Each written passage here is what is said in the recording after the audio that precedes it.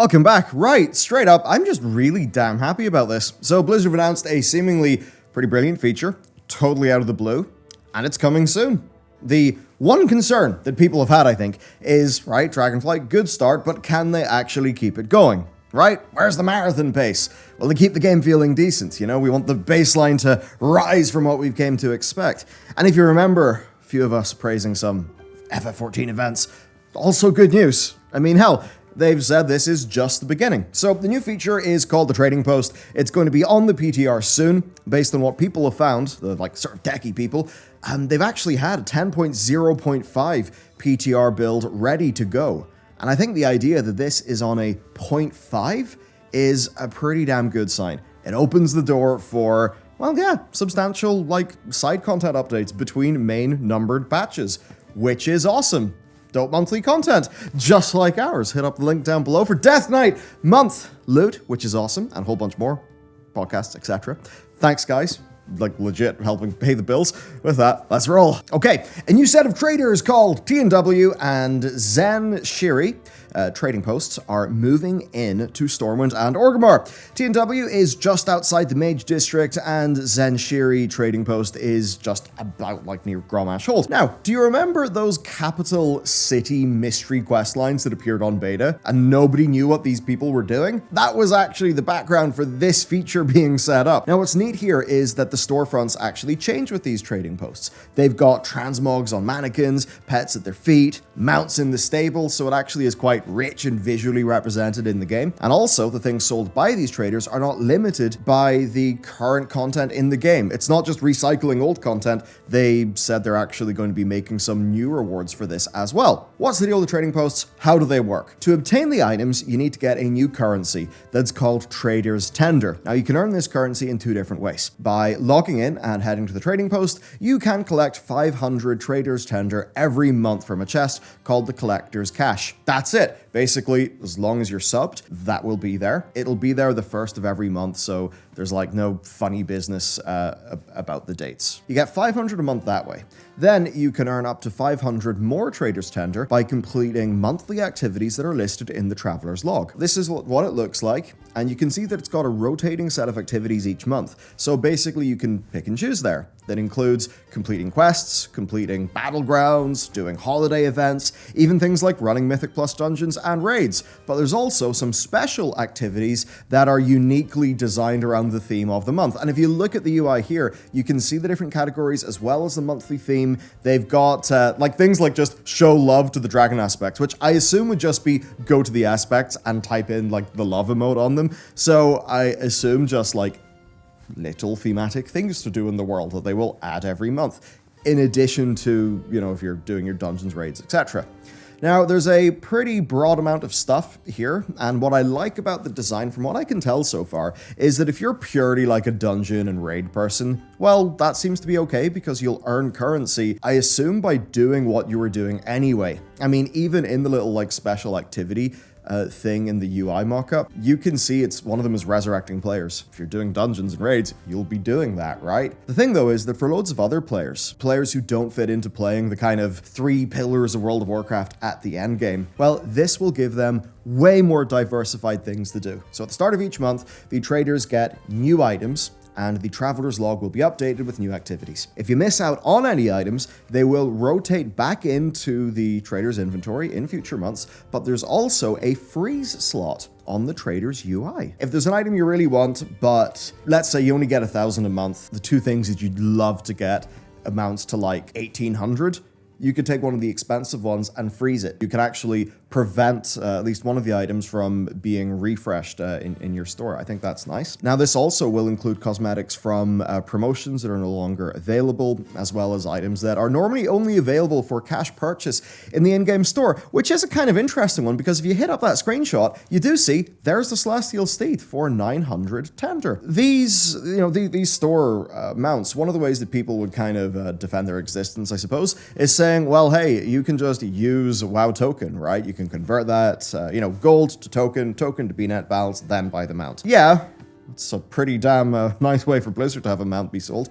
But this is actually that just operating within the game. I suppose it's a play for retention over immediate money now. I would rather they do things to help retain me as a player by giving new things to do every month than to just pump promotions down my throat. Now, this being patch 10.0.5, not 10.1, is pretty awesome to me, right? One of the things that was really cool to the Legion expansion is there is a patch every 77 days. I think a fairly high percentage of our players will actually engage with this every month and get some nice new rewards that they would like. I mean, think about even like time walking, you know? That's fine, but they don't really get updated. It can get a bit old and stale. And whenever I initially posted about this on Twitter, unanimously positive feedback. And that included from people who follow me who I know are not into dungeons and raids, like people who want to play WoW for other reasons, and this seems extremely up their alley.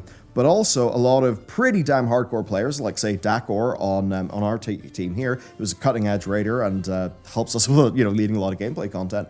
He's super excited about it. And a lot of people, him too, that have been super salty about the game, like me, were pretty glowing about this. And that's nice. You know, what I said about Dragonflight is, okay, this does feel like the end of WoW has ended, and now we're at the start of a new beginning. So WoW, it's went down like this, now we've went up a bit, and the question is, can they keep the momentum going, or will they peter out? What I want to see is that momentum going, and I think this is actually that. Now, Holly Longdale, who is the vice president and executive producer of WoW, she tweeted, "We are only getting started, 2023 and beyond. We are dedicating ourselves to players and the game. We will be trying stuff, seeing what works, and listening. We see you, we are you, more to come." I suppose you could take that as just, it's an empty statement. But I think this is, you look at what's actually happening here, it's not an empty statement.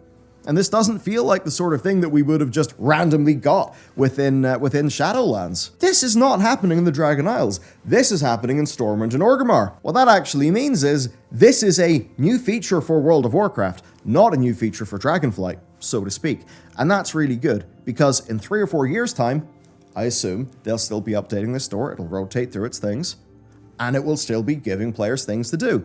And as Holly said, and as the blog post said, this is just the first version of it. Who knows how it will evolve? Could you just theme a month based on some of the more starter zones that we'll be nostalgic for, like say Westfall or the Barrens? You could have some special activities there, make some cool new armor sets, and bam. I think a lot of people would think, oh, awesome. I will go and get that thing in WoW this month. That's good for keeping the overall player base healthy and engaged. Another thing, I've talked as well about wanting multiplicative designs, not just additive ones. And what I mean here is, okay, heritage armor with a quest. That's awesome, but it's one and it's done. Something like this though, they've made the bucket. They've made the category. So now if they just think, shit lads, we've got a few people who have got some spare time in the office. What are they going to do? Well, maybe they could make a few cool little objectives for the next month, one of these, a future trader's post or trading post, and, few rewards. It's like it exists as a thing that they can put things into, if you get my drift. And having more things like that in the game is definitely a healthy thing. A lot of other fairly successful MMOs, I don't know how extremely successful Guild Wars 2 is, but it does, I suppose, things a little bit more feeling like this. Obviously, then there is the whole Moogle, the Moogle store event that FF14 does. It's just good that they've established here a simple, production-friendly way to give players more to do in World of Warcraft, right? That's what's really important. And the reason why I say production friendly and why I think that's important is because the team size has increased, right? Not all aspects of making a game get faster the more people you have. That's how we have so many high-profile AAA disasters in the industry. But there are certain things where just having a larger team, like just having more artists to make some transmogs to put on the trading post, that scales up fairly nicely. The other side, obviously, is this is a clear retention system for the game, right? It does obviously work with your WoW sub. As long as you are subbed to WoW, you will accrue 500 of this currency per month. On one side, for some people, they'll see coercion there, right? They'll see, they're bribing me to keep my sub by giving me 500 tender. And then the other side would be, that's kind of nice. So if I am subbed to the game, but I don't get to play that much, at least I'll get 500 of the thing. And then that makes me interested in value. So let's think about money for a second here. So the Celestial Steed is 25 US dollars on the store, right? 1,000 tender is therefore, if you kind of scale those things, because the steed is 25 USD in the store but costs 900 tender, then 1,000 tender is worth about $28 in value. And I suppose how they have probably sort of computed this out in their heads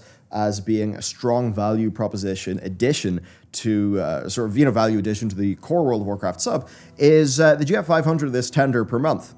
So based on the pricing of their cosmetics on the store, you're looking at $14 of cosmetic value being slapped onto your $9.99 a month World of Warcraft subscription. Of course, I think it's $15 a month in the States. So I just thought that was fairly interesting. Now, this is not me saying, wow, you're paying $15 and you're getting $14 of free value. I'm not saying that because obviously these are all digital products. They don't exist. There's no cost of replication. So, value's in the eye of the person who is, I suppose, being proposed that value. But anyway, I think that when you actually run the maths here, some people could construe this as being a fairly good deal. Therefore, one could quite readily understand how, to a lot of people, this will feel like a strong addition to their subscription. It would be in a way that would feel pretty bad, though, if it was just, hey, we'll give you, fun bucks as long as you're subbed. The real value of the tender also comes in because there's then 500 more a month that you actually go and earn. That said, it does seem to be a fairly readily earnable thing. It's been nice being excited for Season 1 to drop, then getting some really damn good news, and it just does mean that overall, I have not felt this good about what I do and this game, the broader picture of things. I haven't felt this good about it in years. Part of that, I suppose, is because I had a little bit of a 3-year-long health saga that was kind of fucking awful. Suffice to say, still is an issue, but it's not really a big issue, and it's mostly resolved now. So I suppose also, I've had a decent amount of good news, I guess. I don't know, man, it just kind of feels like, oh, yay, the dark times are a little bit over.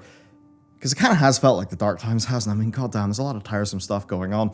So look, it does mean that as I think about how I steer the ship, because right now, there's just shy of 20 people between the studio, the channels, everything. As I think about how I'm going to steer the ship, I mean, I'm going to, steer it more aggressively. Feeling good about WoW, I really do feel like, damn, how can I raise more funds to grow things, to make things cooler, to do more cool shit? Can I head up NI Screen and say, hello NI Screen, look at this, our patrons are supporting us. Could you match fund this and do a thing, do a thing, and then I can hire 2 people from Northern Ireland, and then we can do this new project, and then we can have more content. I'm trying to think about all these things to see just how we can make more awesome shit together. So, man, it is exciting times, and it is nice to honestly feel a growing sense of confidence in where this game is, in where we've invested a lot of our emotional energy in for, what percentage of our adult lives? It's a pretty damn high one, eh? Okay, sorry I got a bit rambly towards the end. I'm just feeling good about stuff. I hope you have a wonderful day. Look forward to our Season 1 gearing guide tomorrow. If you'd like some content to watch in the meantime, check out the Dragon series.